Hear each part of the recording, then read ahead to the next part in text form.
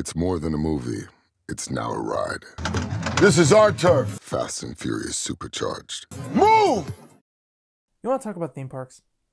It's now been 2 videos I've made on this channel, and I haven't talked about theme parks yet, which is frankly 2 more than I'm comfortable with. So let's fix that. Let's talk about theme parks. It's Pride Month after all. The gays can do what we want. Wait, it's August. Shit. Guess I'm not fast. Theme parks have a unique ability to immerse us in the worlds of our favorite franchises, give us thrills we can't get anywhere else, and create experiences we'll dream of coming back for the minute we get home. Today we'll be talking about a ride that does none of those things. Sometimes a ride comes along that just doesn't meet the mark, and it leaves a bad taste in guests' mouths for decades to come. Yes, today is the day that we talk about Universal's biggest embarrassment. Welcome to Fast and Furious Supercharged.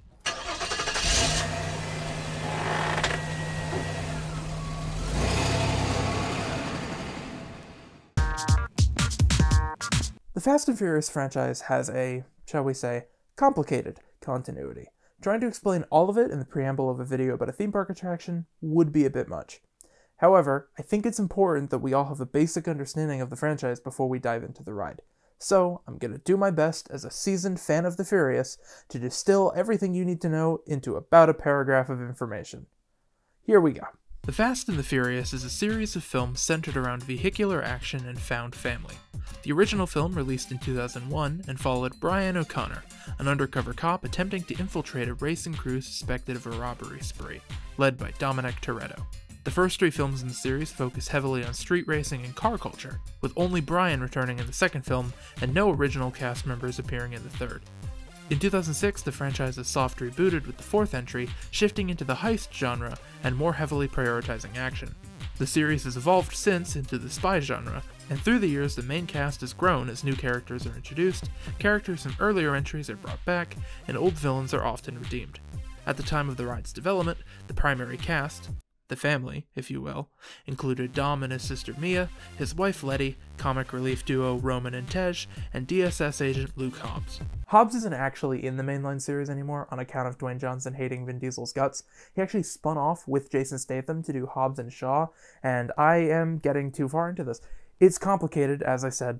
Let's get back on track. Being that the franchise is Universal's largest, it's no surprise that it has a history within the parks.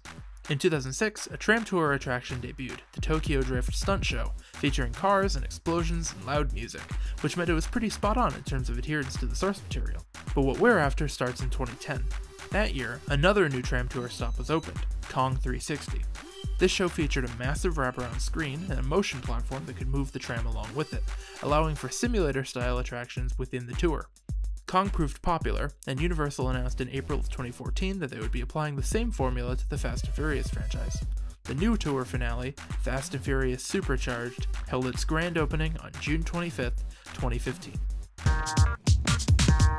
The experience begins as the tram passes by a strange vehicle parked on the lot. Our guide calls it in to the security office, who are intercepted by the FBI.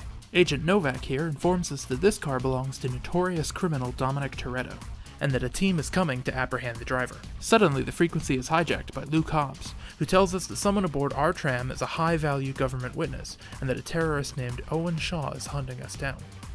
Our driver is told to hide out in a nearby garage, which happens to be the local hangout spot for street racers. Letty and Roman appear on screen to tell us that we're under their protection, but we'll need to shut our phones off in order to avoid being tracked. Once we enter, we find ourselves at a race after-party, providing perfect cover from Shaw if not for the fact that we're still on the tram and also the fact that Shaw was perfectly willing to murder the entire transport of people, making this crowd of partying babes unlikely to present an obstacle for him. The FBI promptly crashes the party, ruining what little cover it provided. Roman makes what appear to be jokes, Dom and Letty make a grand entrance complete with underacting, Hobbs defuses Novak, and we are once again told that we're under the protection of Dom's crew. Roman reveals that he did not turn his cell phone off, leading Shaw right to our location. Dom urges us to get moving as the crew prepares to fend off the terrorists. Entering into the simulator, we find ourselves in the park's Jurassic parking lot. Shaw appears and asks us politely to turn the witness over to him. Which one of you is the witness? Speak now or you all get fried! Dom crashes his car into Shaw's, and our tram bus rams through the side of the parking lot out onto the streets of LA. Letty and Roman arrive in semi-trucks, vehicles notorious for being fast, and hook onto our tram, speeding us up. After some mostly incomprehensible chase antics, Letty hops onto a convenient piece of construction machinery and... This would kill him, right? Is that the right word to describe this? She is murdering him. This would kill him. After that, the terrorists send in drones that have not been set up in the story at all prior to this moment, and without a size reference, appear to be as large as helicopters. This makes it extremely confusing when Dom grabs onto one, and we can see how big he is compared to it. On top of the confusion we likely already faced seeing him grab onto the drone and let it carry him into the sky, confidently asserting, "Don't worry, I got this!" when it is obvious that he does not, in fact, got it. Almost immediately after, the drone carefully deposits Dom back into his car before careening off to go explode, as we head towards a bridge that's still under construction. Dom tells us to hit the nitrous as our cars go flying across the water, landing at a dock on the other side and immediately crashing into a warehouse. A puff of smoke fills the room as we come to a sudden stop. This sequence goes by so fast that it is difficult for most riders to parse where we landed on a first ride through, making Dom's line far more ambiguous. Exiting the simulator, the crew compliments our driving and tells us that we can ride with them anytime. The new tram tour finale debuted to mixed, but decently positive, reception. In 2016, Universal Orlando debuted Skull Island: Reign of Kong, an adaptation of Kong 360 as a standalone attraction. This version features self-driving jeeps instead of tram tour vehicles, and features a new story and theming on top of the original film. From the large exterior facade featuring forced perspective mountains and a large opening temple door, to a new finale with a giant Kong animatronic, the adaptation was well received. But why develop a new ride system designed to port tram tour stops into standalone attractions just for one ride? Universal Creative took the success of Kong as a sure sign that other tram adaptations would perform well in Orlando. Which was perfect, because they had already started working on their next attempt. Fast and Furious Supercharged was on the move. It was soon announced that Beetlejuice's Graveyard Review, as well as the wonderfully titled Disaster, a major motion picture ride, starring you, would close, to be replaced with an Orlando version of Fast and Furious. As the new queue and show buildings took shape, designed to appear as a massive warehouse facility, the team worked to fit the existing simulator film into a new context. And on April 23, 2018, a year later than originally planned, the family came to Florida. The experience begins at the crew's garage, where we get to pass through one of the most expensive queues Universal has ever built. We enter into the the family room, where we meet Pat, who introduces us to the new story as he takes a call from Mia and the PlayStation 2 port of Tej. Neither of these characters appear in the Hollywood version, which makes this a nice inclusion. Mia tells us that we've been invited to the after party of a street race that Dom has just won. We're then led into the war room with Jamie, who tells us that Tej is working on our rides to the party. Suddenly, Dom and Hobbs call in to warn us that the FBI is planning to raid the party, and that this will lead Owen Shaw right to our location. With the stakes established, it is decided that we should continue on to the party anyways. Arriving at the warehouse loading docks, we head to our rides. Presenting the bus. From here the ride proceeds largely as before. We get a shortened version of Hobbs' piece from the Hollywood version, we get a new clip from Mia about shutting off our phones, and from there we arrive at the party, and then into the simulator. The only notable change is that Novak's voice has been redubbed to remove some specific language. On the ground right now! You're under arrest right now! Which is an understandable change, but this performance is far less inspired. And the line change makes Roman's line, You know how long I took to iron this shirt, man? nonsensical. This change also came to the Hollywood version. After we leave the simulator, we get a final clip from Tej telling us that the party is here and now, as we disembark. Reviews were uncharitable. So how did this happen? How did a perfectly serviceable tram tour attraction turn into this mess?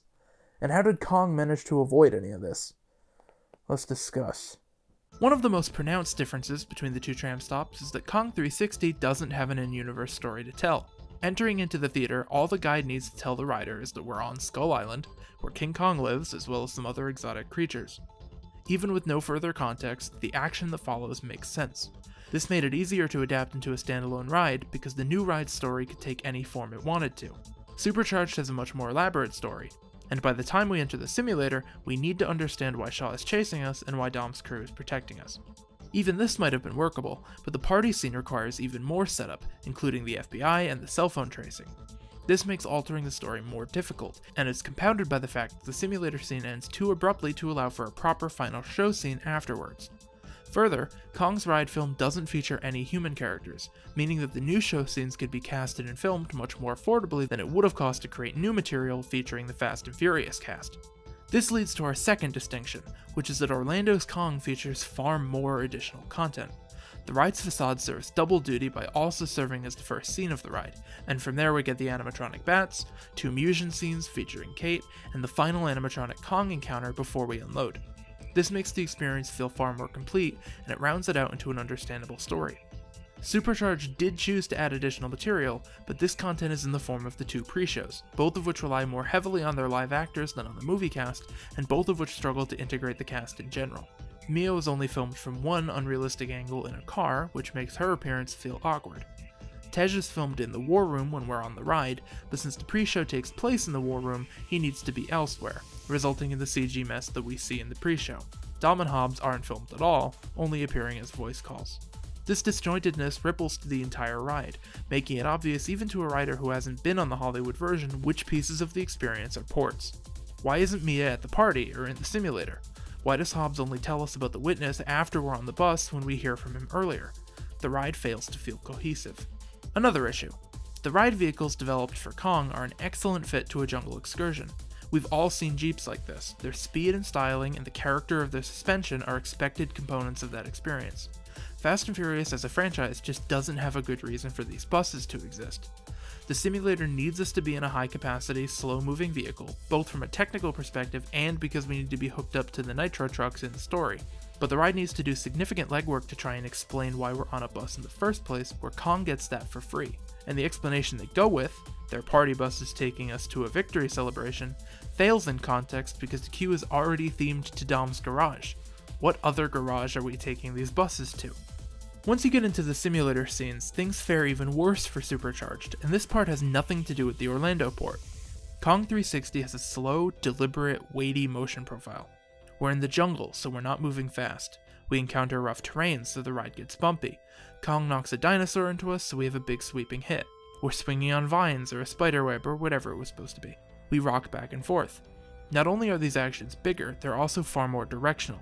Only one major event tends to happen at once, making it easy for the rider to tell where they should be looking for the best experience, and rewarding riders who happen to look at the other side by giving them some extra context.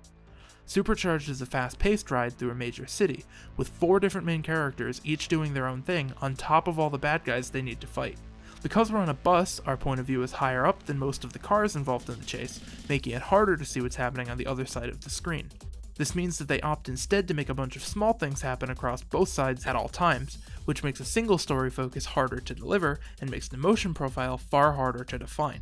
Oh, and there's gunfire and engine noise and shouting and helicopter blades, meaning that the audio is soupy and constant. It's just a bad ride film. Which, of course, is the real issue here.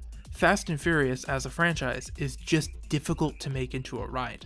If the series was still in its days of street racing and small-time crime, a coaster or a test track style ride system would deliver that experience. But the modern spy action iteration of the franchise requires much more visual action, mostly in the form of moving vehicles keeping up with each other, which is hard to execute in a theme park setting. Supercharged tries to split the difference by moving from a street race afterparty into a spy chase, but this actually makes things far worse by confusing the narrative. My hot take is that the best way to adapt this franchise would have been with individual simulators, allowing the riders to get a better overall view of the action and for the ride vehicles to integrate into the show to a higher extent. But when we start with the need for a tram tour stop, we need to compromise and make something that works well enough. And then the time came to move it to Orlando, with a valid excuse this ride had for being compromised suddenly didn't exist anymore, and we find ourselves wondering why the effort was spent to design this elaborate queue and pre-show for this ride that doesn't really work without the context it was originally presented in. The prime example of this is Agent Novak. This character exists in the ride, that I can tell, for 2 reasons. To give Hobbs someone to bounce off of in his scene, and to clear out the party so that we can transition from that into the chase. The former is absent from the Orlando version entirely, and the latter actually desurfaces the standalone ride because we aren't given the context that tells us why he shows up. But the party scene can't be reshot because we can't afford it, and we're relying on that scene to explain away the buses, so it needs to stay, so he needs to stay. The layers of story debt makes this attraction impossible to properly separate from the tram tour. No wonder it was cancelled for Beijing. Okay, we've gotten all the boring stuff out of the way. It's time to talk serious. Guys, this is the best ride at Universal. Come on, it's easily the most entertaining thing I've ever been on. I love the way that Pat and Jamie get to improvise their lines, and most of the time they end up making fun of the pre-show scripts. Spread the word. Okay, tell all your friends. But keep it in our family. That are in this And room. keep it quiet. What friends? I love how it seems like they tranquilized Vin Diesel before all of his shots. I love the way he says, "Driver, move that vehicle." I love CGI Tej and the horrible graphics in the ride itself, and the way that Dom just grabs onto a drone and lets it take him wherever, and he definitely doesn't got it. I love when Hobbs says, "Let's go, Cookie Puss." So much, man. I love the way Tej tells us the party is here when we get off the ride at the same warehouse we entered from, and there's no party lights anywhere in the unload station other than on the bus we're getting off of. I love the way that they still incorporated the drivers from Kong, but didn't give them any lines or moving parts, so they're just mannequins in terrible wigs. I love the whole concept of making and adapting this ride, and I love that I get to go on it and laugh every time I'm in the parks. I hope it lasts 1,000 years, and I want one in my basement. And that is the history of the worst attraction Universal has ever made. Just go ride it. You make the pilgrimage if you can. Or watch a YouTube video of someone else riding it. Have someone shake your chair. That's 90% of the ride. Just go see it. Just see the ride. I need people to know that this ride exists and that it's bad, but also good. I made up this shirt. This wasn't for the video.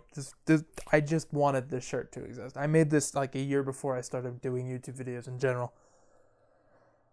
I just really wanted the shirt. I designed it. I did it. Are we done? Are we done?